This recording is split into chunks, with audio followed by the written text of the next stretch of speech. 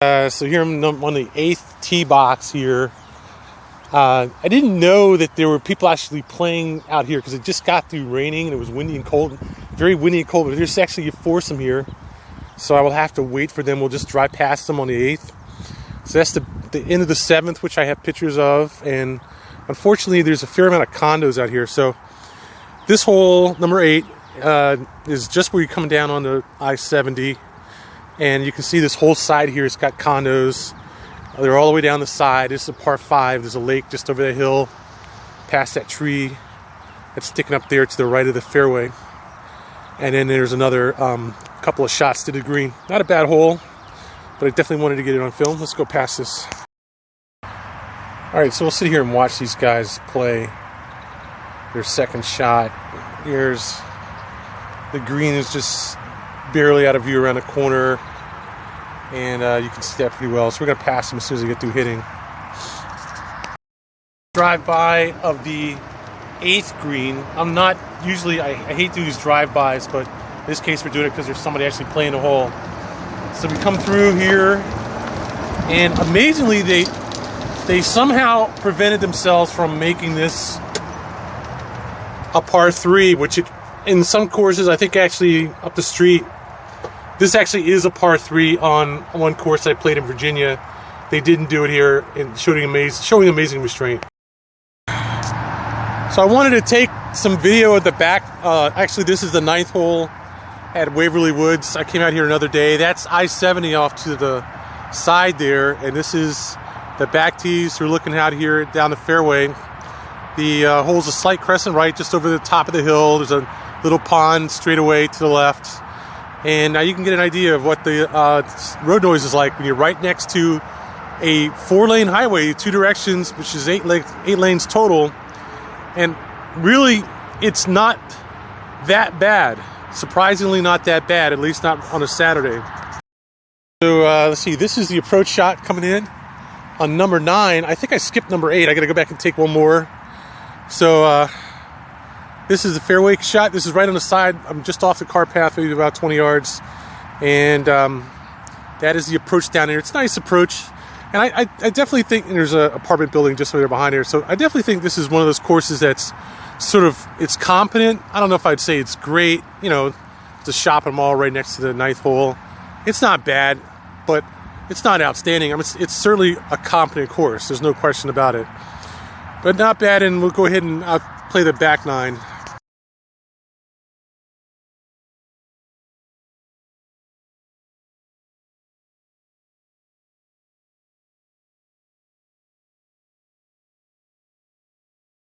Alright, so this is the 11th hole.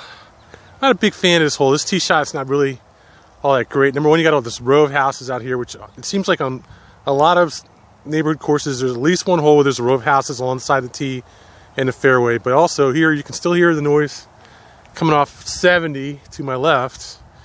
Some jackass with a leaf blower behind me, blowing leaves in May, or cuttings, whatever. In May, and it's raining, and he's out here blowing on Saturday. And then there's just a random car noise around the neighborhood, and it's just, you know, a fair amount of noise here. But the one thing I really don't like about this hole is that stand of trees over there to the right.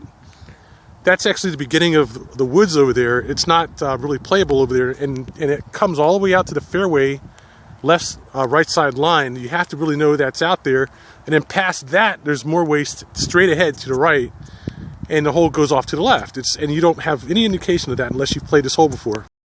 It was way right of the fairway, and it actually hit the right side of the fairway, so it's in place. See how the hole goes off to the left? You have no idea of that really unless you've played this hole before, so I'm showing you. And then it drops off to the left over there past that little house where the white roof is. Drops way off to the left down there. So as I said, no indication whatsoever what's going on there. The blindest shot you've ever seen in a long time. The only thing is I know the green is just to the right of that big tree back there. Let's see. Okay, so there's my ball, the green. I can actually see the flag now. And now it's a decent hole. But see, look at all that waste over there and the other fairway. And you know, luckily the tee boxes are far enough back where most people can't reach that. But second shot is certainly in play. From here, about 150, you have a nice look at it. You see a steeple bounce off there to the right in front of the green. So be careful not to go there. Concluding our live golf segment. So here we are. I don't know if this is anywhere near focus, but here we are. We're at about 75 yards. And look at this shit. Is that a big enough divot for you? Just leave it sitting there. This isn't too badly chopped up. Not bad. Could be worse. I've seen worse. Reasonably well filled and some washed out sand, but not bad. But I mean, this is ridiculous. Whoever did this needs to be shot.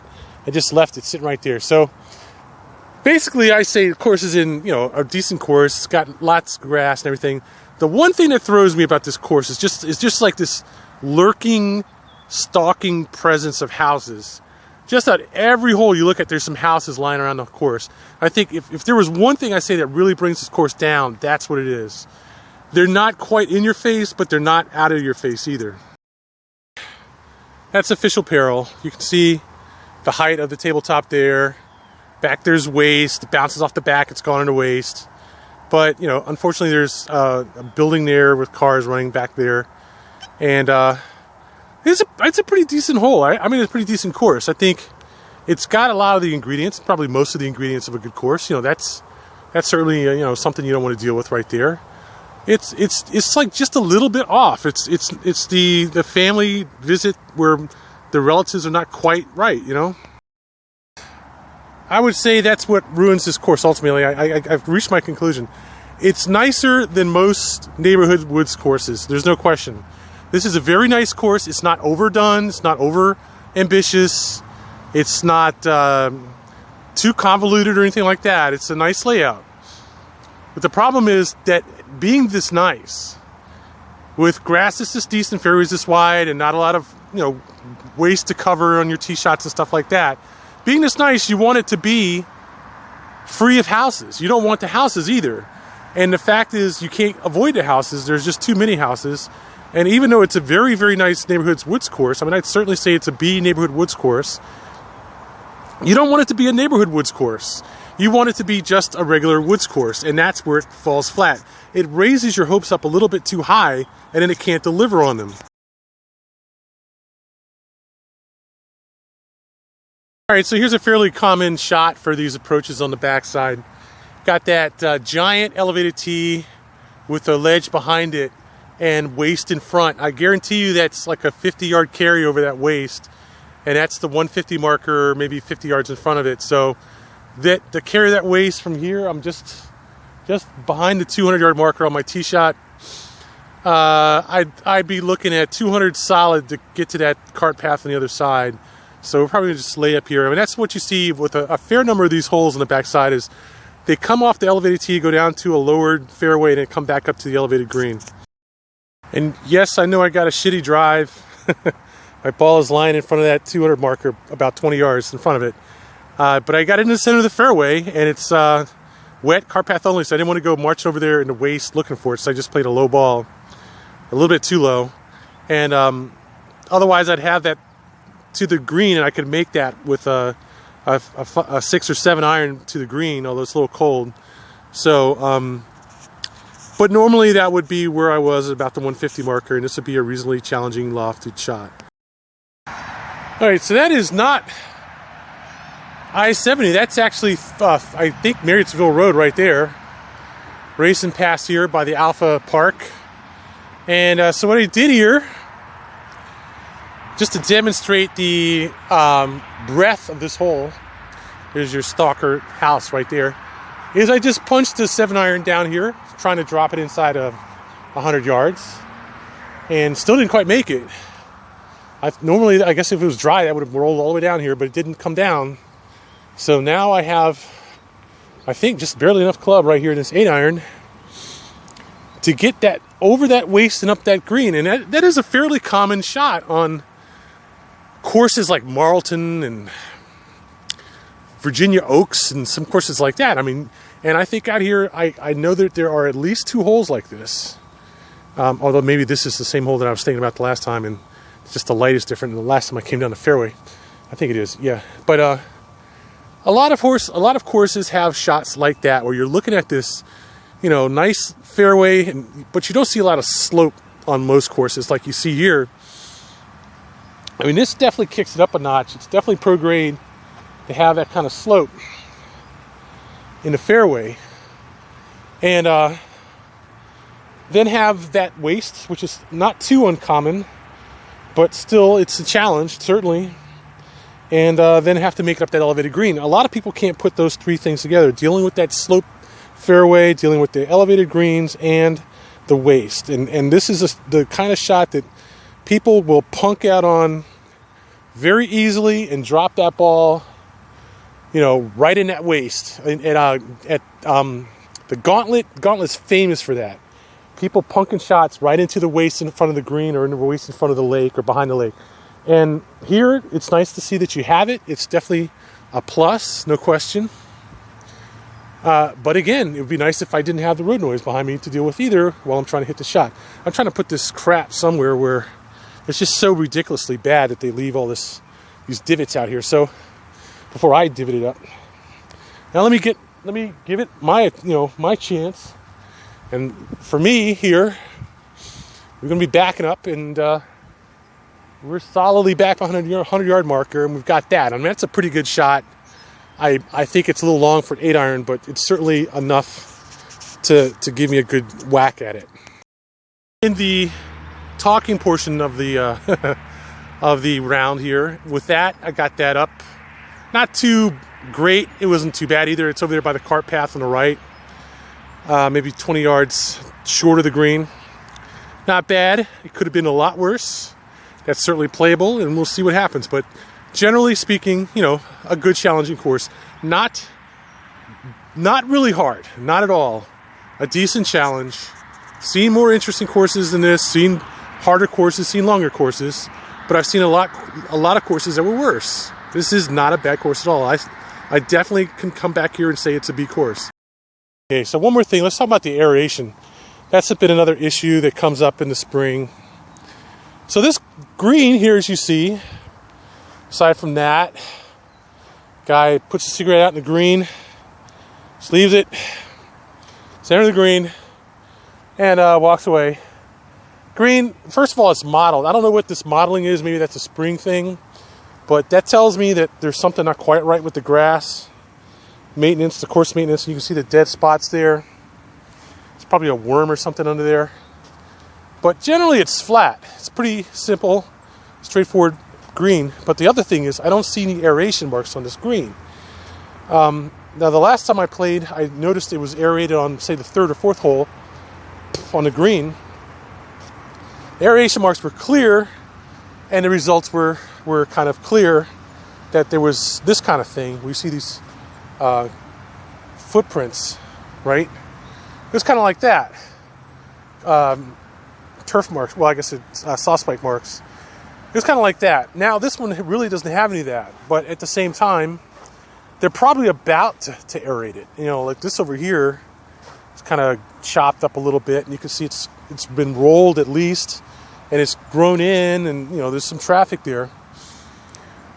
And you can kind of see overall an aeration pattern, but it's really kind of faint, but still there. And it doesn't really play that much into the shot. And the real question is, how much does the aeration affect your putting?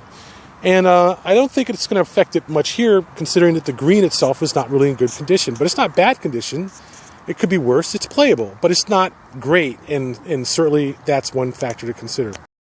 There's one problem with a really great green, as opposed to an industrial kind of green like this one here, this siren coming by. A really nice green is easy to chew up with ball marks. Anybody dropping a ball on the green can take a nice thumb-sized divot, ball mark, you know, whatever you want to call it. A more industrialized green like this one is sort of toughened up, maybe. It doesn't see that, like maybe like this. See this mark here? Who knows what that's from? But probably somebody's putter who slammed it into the ground. But you don't see any ball marks out here. I don't really see any actual ball marks on this green. I see maybe that's one right there. Certainly, that's definitely a ball mark, but not a lot. okay, maybe I correct myself, on a really nice green, which is true grass, true green, it is so easy to ball mark it. And it just is a shame because they're so nice to put on, so much fun to play on, the ball breaks so well. It's just a shame that they're so easy to screw up. This is a little bit more rugged and more robust, and certainly will have less ball marks, even though it doesn't quite putt as well as a good green. There are advantages and disadvantages to having a more rugged green. What are we going to do? Quickly walk out and talk our way around this course. All right, so this is 13. It's a 222 from the back tees, par 3, with a fair amount of houses on the side. But the fairway up to the right, and looks like a swale in front, a big sand trap off to the right of that swale, and a giant drop off back there to the left corner. So we really have a challenging shot here, but not too bad. It's not too tight. Again, plenty of room to hit down there. Obviously, I didn't know that waste was there before I hit into it. Oops. I just want to say in passing, crossing that bad boy, hit down to this green. See that far side over there? That's not someplace you want to be at all. Alright, so that's 14, par 5, dogleg left there, or crescent left. Look at all those freaking houses watching you play. Look at those houses. It's like a whole city block of houses.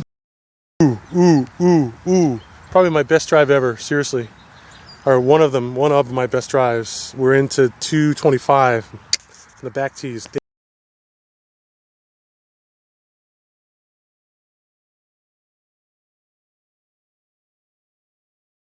Drive, one decent chip out of 8 shots in that par 5. Let's see if we can ruin this shit right here. Got quite enough of a cut on there, so it's going to be over there in the waist, or rough, where that clear spot is, hopefully not too far from there. Not a bad shot, huh? It's more like a man's hole here. We have at least a 200, maybe a 225 yard carry to that ledge out there from the back tees, and sort of kind of like number 15 or 14 at General's Ridge, maybe, but still kind of a decent carry. Some waste, some trees, hard waste to the left. Really not in play to the left, so you're gonna have to hit, kind of straight and get it out there somewhere over that waist, and just hope you have the distance. That's all. That's what hitting from the backs is all about. 2 balls. One I hit down the tree line. It's up there in the trees somewhere straight ahead, and the other one I hit straight, but it kind of tailed out, cut out just a little bit. And it's actually 20 yards over that waist, so we're gonna have to work here to get back down to this little lonely green here. It's about 450 down here, and there's another swale and maybe a waist down there. I mean, this is like an amusement park of a course. It has a lot of the same thrills of a real golf course, but they're dialed back. They're dialed back to 6 or 7, and they're really gentle. I mean, at General's Ridge, this would be absolutely brutal carry for, I think it was 14. No, it's 15, but, that's not much of a carry right there. I mean, it's something, but it's not much. I mean, it's a good 150 yards over this waist. It's this part that makes it fun right here, that you still got another 50, 60 yards up to the fairway, and it's not like a lower fairway. It's not that much lower. It's up from the waist, so it's a decent, challenge, but it's still not, it doesn't have sharp teeth. Play 5-iron over that hill out of the waist back there, up to about 135. As you can see, there's no waist here in the swale. There's no waist in the swale up there, no creeks, no nothing. I mean, this is about as benign as you can get. Nice approach shot to a short green here. What I'm talking about, I want to talk about courses that are expensive in so-called, high-end neighborhoods, expensive courses. Look at this fairway. This fairway has been butchered. I mean, it's about the worst fairway I've ever seen. It's been absolutely fucking butchered. And if they're sand, I have to admit, they're sand in a fair number of the holes, but it's all been washed out. And this is probably from last year. It hasn't regrown. This hill has been butchered. And what makes it worse is it's not just the butchering. It's the negligence. Look at this. Look at this shit. That's 2 inches deep, and someone just hit it and walked away from it. At all those divots, giant, those are 3, 4, 5 inch long divots 1, 2, 3, 4, 5, 6 divots sitting out there, 7, 8 sitting out on top of that hill where people have hit and just walked by them and left them to dry on top of the fairway grass, thereby killing 2 spots, not just one. At the side of the green for, what is this, number 16? There's number 16 green. And there's OB. And there's a row of houses just off the green. Easily within play. There you go. You gotta like it.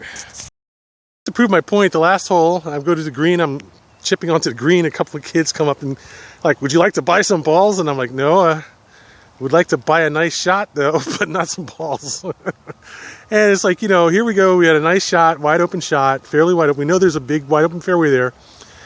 And there's some houses over here to the left, behind the trees, nicely hidden for once. This is a player shot, you know, you come out here and just swing away. And all we have to do is really try not to duck hook it to the left. So we're nicely out in the fairway, it's almost the center there. And let me ask you if you can guess what's over that hill. I'll give you 2 guesses. One being waste, the other being water. Waste or water over that hill. Where's the one place you don't want to hit? Oh man, let me think. Short and right? No. Long and right. Somewhere over to the right. All the elements of a decent hole at the gauntlet. Got cresting the ridge, long drive straight down the fairway. Gonna come over here. See if we can find the ball. I think I hit it over on the right side. It did not quite want to come up the hill like I wanted to diagonally. So it did something weird in the wind, but there we are. There's some waste. Very gauntlish-y, like the number 8. Elevated fairway, downhill green, big waste. So we're down over here somewhere in the rough. Hopefully it's not it over there in the tree line. Here it is right there in front of the tree line. So we have about 150 to that green. Easily play if I can get it up in the air and around that tree on the right. A decent golf challenge. Most decent players should make this shot with no problem. The problem is not choking on it. Just for added spice, let's cut it around that tree into the green, shall we?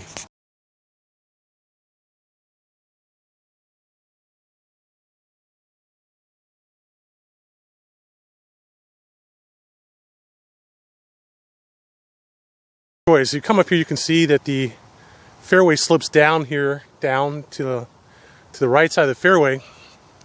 So even if you try to play it up here to the left, you'd probably have a ball that comes down to the center at least.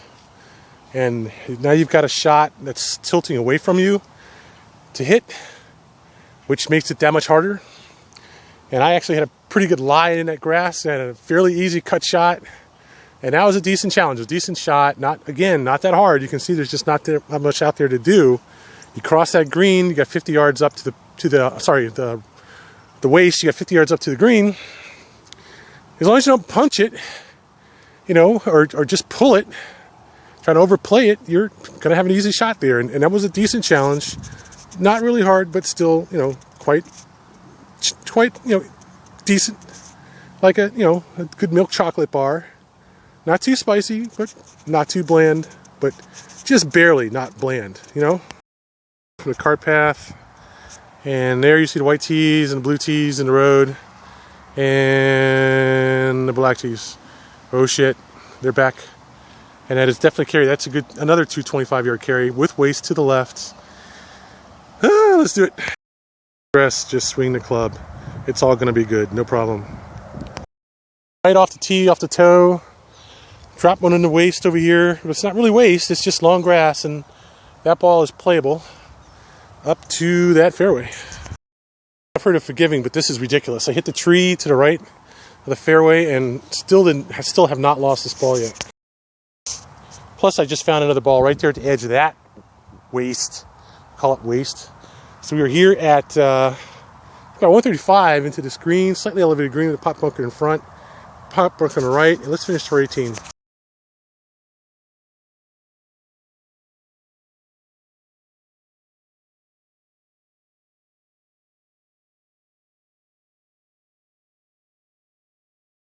Last thing, this is the intersection of Marriotsville and Old Frederick Road here on 99, Maryland.